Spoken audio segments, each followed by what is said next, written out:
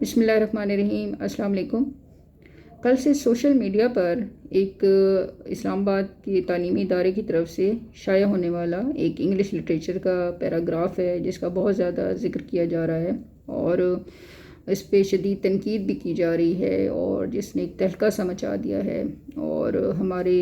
لیے ایک سوالیہ نشان بھی چھوڑ گیا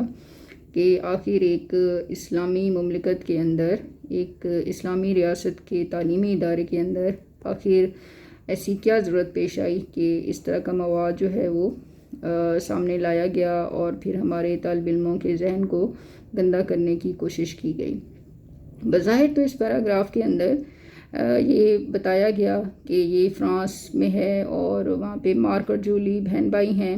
اور ایک سفر کے دوران ان کے درمیان جنسی روابط دکھانے کی کوشش کی گئی، لیکن اس طرح کے مواد کو ہمارے اسلامی ملک کے اندر ایک تعلیمی ادارے کے اندر اجازت دینا نشر کرنے کی اور پھر طالب علموں سے اس کے بارے میں سوالات پوچھنا، میرا خیال ہے کہ انتہائی ممانعت والی چیز ہے اور معیوب بات ہے۔ کوئی بھی تہذیب یافتہ معاشرہ، چاہے وہ ہمارے اسلامی ملک ہو یا غیر مسلم، میرا خیال ہے اس طرح کے بیہودہ فعل کی قطعاً اجازت نہیں دیتا۔ اب یہ لوگ کون ہوتے ہیں جو کہ اس طرح کے مواد کو جو ہے وہ سوسائٹی کے اندر لانا چاہتے ہیں؟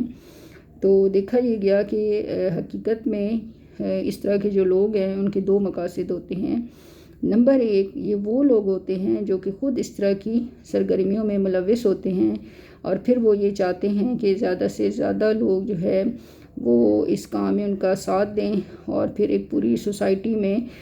یہ کام جو سرایت کر جائے اور کوئی ان پہ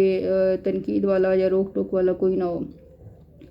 نمبر دو، ان کے مقاصد یہ ہوتے ہیں کیونکہ ظاہر ہے وہ ایک ایسا گھناؤنا فعل کر رہے ہوتے ہیں جس کی کسی طور بھی اجازت نہیں ہوتی، تو ان کی یہ کوشش ہوتی ہے کہ کیونکہ ان کا جو ذہن ہے، ضمیر ہے، ان کو مسلسل ڈسٹرب رکھتا ہے، تو وہ پھر اس کو اس طرح پیراگراف کی شکل میں یا کسی بھی کہانی کی صورت میں عوام کے سامنے یا عام لوگوں کے سامنے لاتے ہیں اور پھر وہ چیک کرتے ہیں کہ اس کے بارے میں سوسائٹی کیا کہتی ہے اور کیا وہ اس کو ایکسیپٹ کرتی ہے یا نہیں۔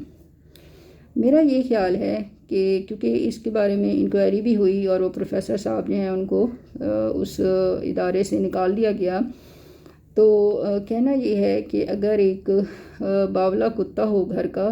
اور اس کو گھر سے نکال کے اگر آپ مطمئن ہو جائیں کہ اب ہماری بچت ہو گئی، تو یہ انتہائی ایک بے وقوفی والی بات ہوگی،